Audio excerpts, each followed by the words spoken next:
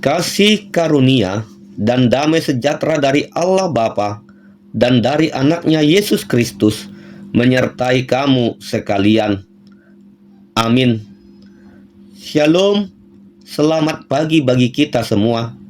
Kiranya kita semua dalam keadaan sehat dan sukacita.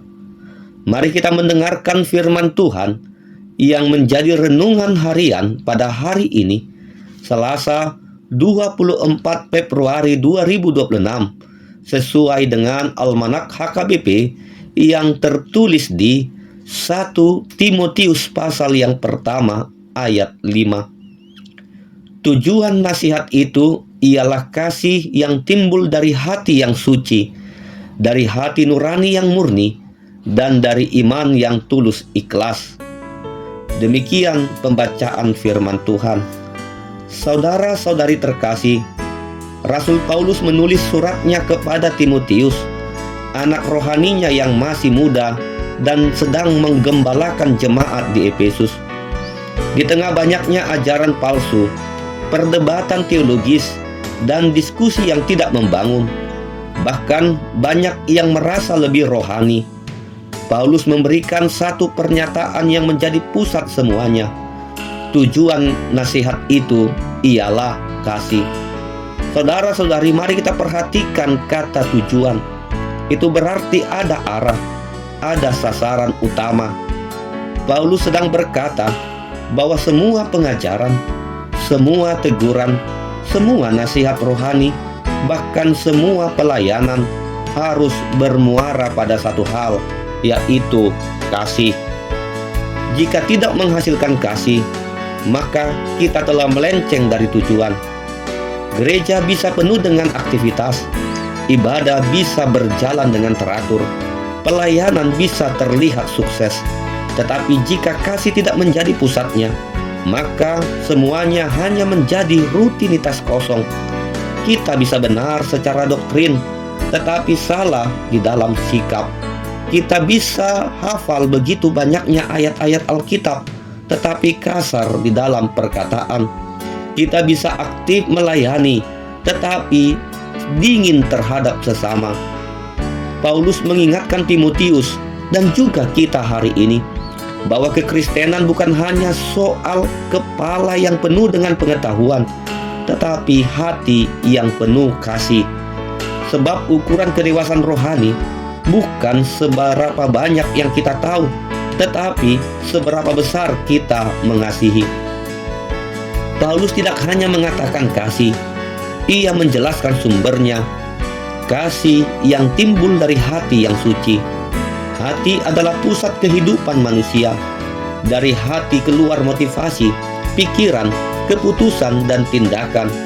Yesus sendiri berkata bahwa dari hati timbul segala pikiran yang jahat maupun yang baik. Hati yang suci adalah hati yang telah dibersihkan oleh Tuhan.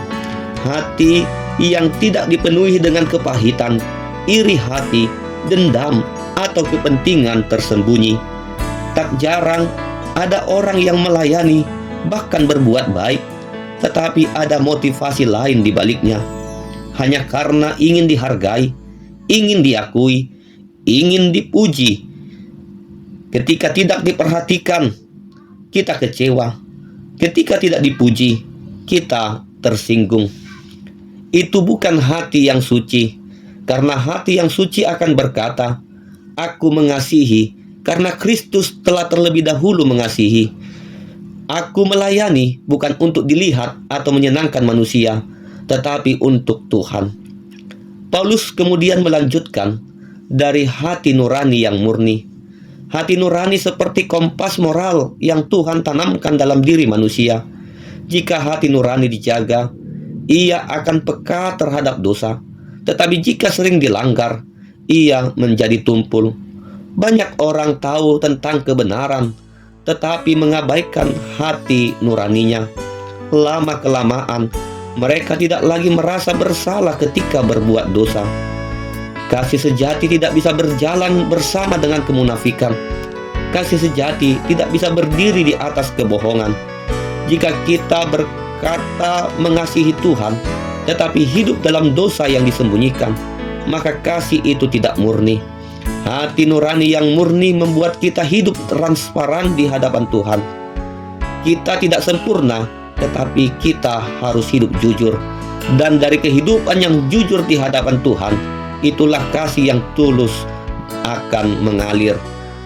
Bagian terakhir, Paulus berkata, dan dari iman yang tulus ikhlas. Iman yang tulus adalah iman yang tidak pura-pura. Bukan iman yang hanya tampak di gereja, tetapi hilang di luar gereja.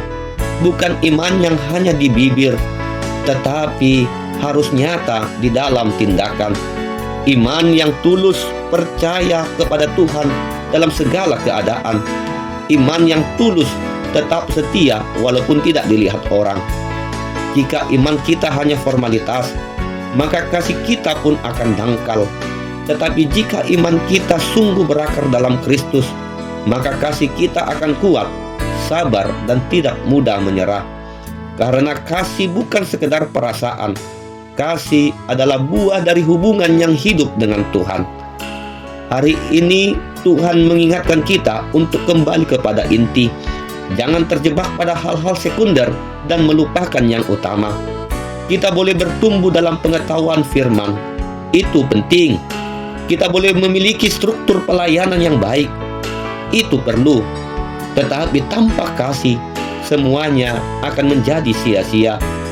Oleh karena itu, mari kita memohon kepada Tuhan agar kiranya Tuhan menguatkan kita untuk bisa menunjukkan kasih yang timbul dari hati yang suci, dari hati nurani yang murni, dan dari iman yang tulus ikhlas. Amin. Kita berdoa. Terima kasih Tuhan untuk firman-Mu yang telah kami dengar pada saat ini. Sucikan hati kami dari segala motivasi yang salah. Murnikan hati nurani kami agar peka terhadap suara-Mu. Perbaharui iman kami supaya tetap tulus dan tidak pura-pura. Biarlah hidup kami menjadi saluran kasih-Mu di tengah keluarga, gereja, dan juga dunia ini. Berkati dan lindungi kami juga di dalam aktivitas kami sepanjang hari ini. Di dalam nama anak-Mu Tuhan Yesus Kristus, kami berdoa dan mengucap syukur.